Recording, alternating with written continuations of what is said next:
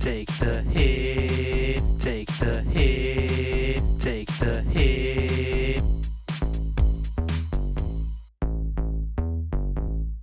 Welcome back to FPL Take the Hit. You are here with Joff. Today we're talking Matchday 3. I've snuck in a video somehow.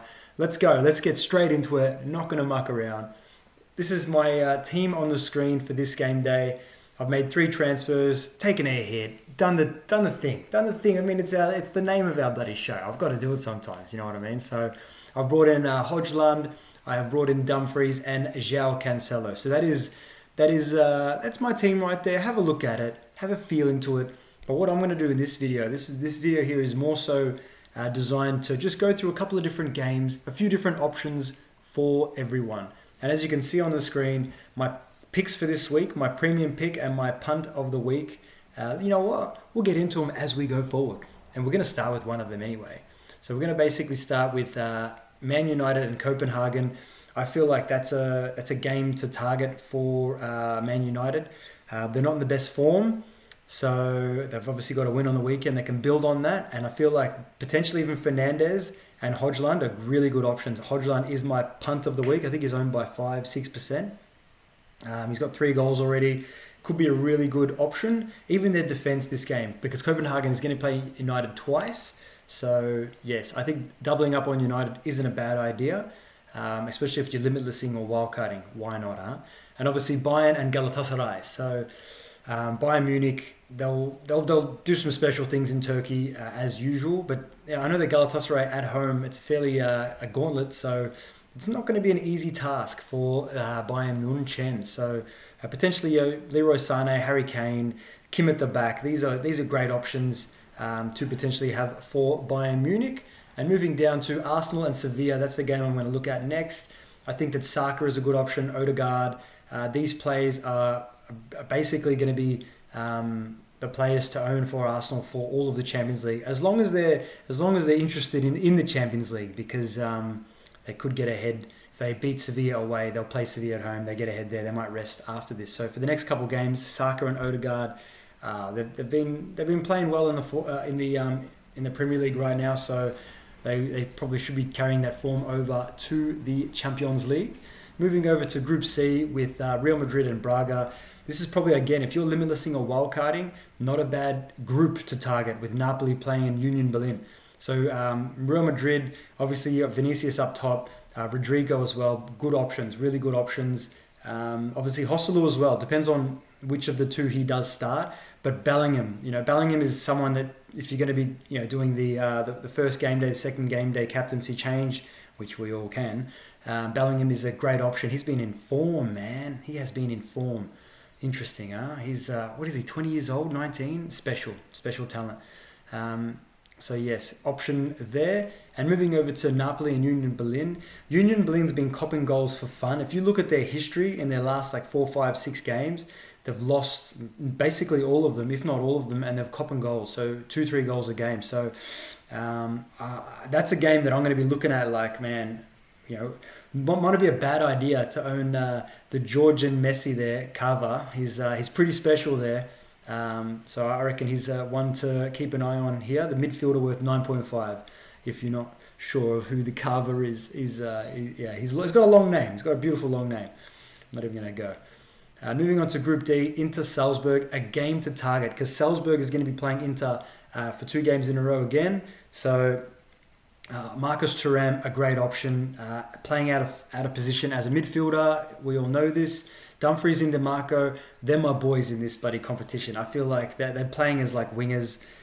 Really good clean sheet potential here for Inter. So Jan Sommer in goal, great option.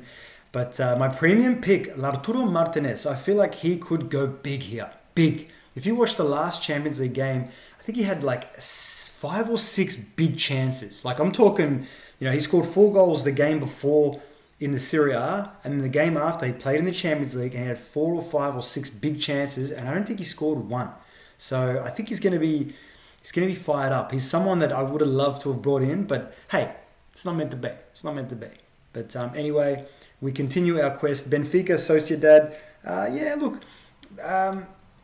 I think even for Benfica here, it looks like Di Maria is going to be out, so potentially even João Mario, for anyone that had him for last season, could be a good option.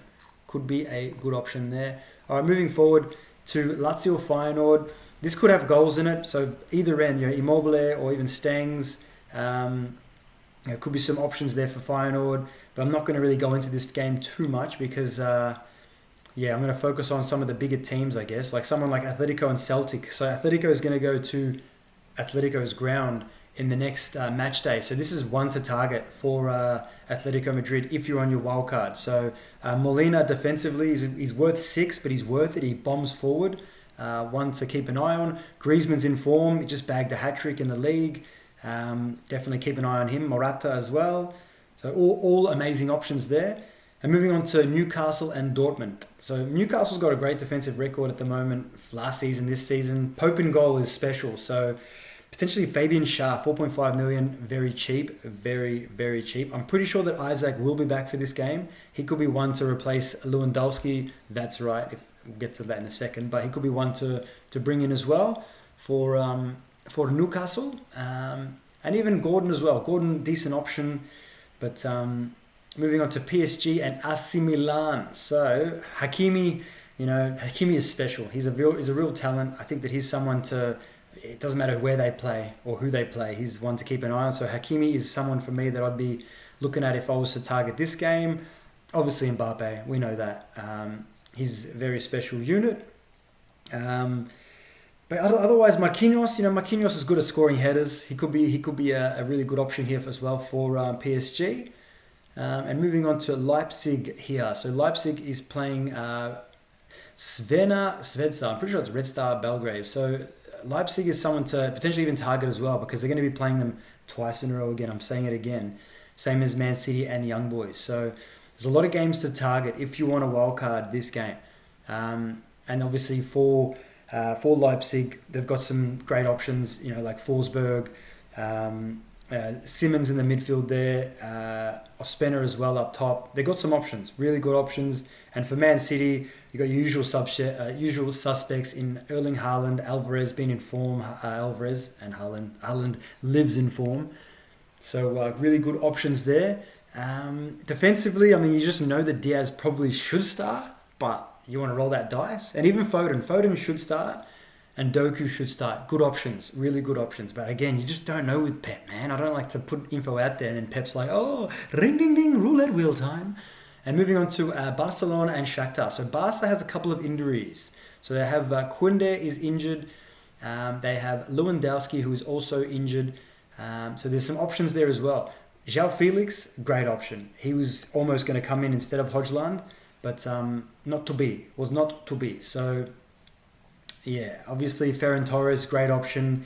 João Cancelo, great option.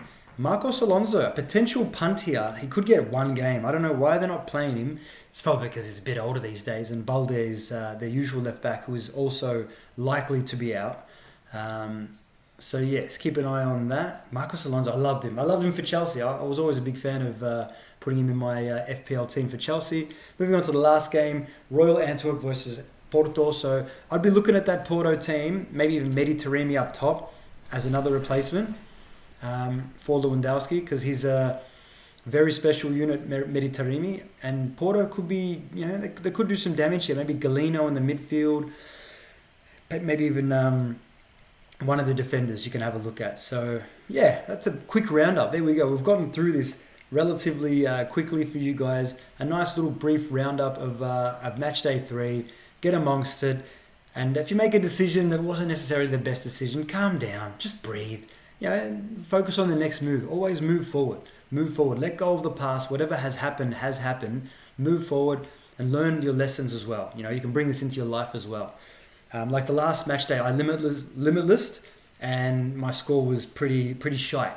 So that's all right. I learned from that decision for potentially even wildcarding this week. I was thinking about wildcarding this week, and I'm like, no. I'm just going to make a couple of transfers. Or wildcard. I'm going to amplify that wildcard chip. But that's me. Everyone's different, yeah. So I like to put this out there because the mentality behind this game is important. You can bring some of these things into your life. You can learn from this beautiful game that we play. through decision making, through no rage transfers, observing, holding a transfer, playing patient game, but also taking risks and taking hits as well, and investing in yourself and your players. And I think that'll do it for this one here. If you like this video, please share it with someone. Please like it if you liked it. And as we say at FPL, take the hit. Always remember to stay positive, accept the reds, but embrace those green arrows. Enjoy Matchday 3, legends. Peace. Take the hit, take the hit.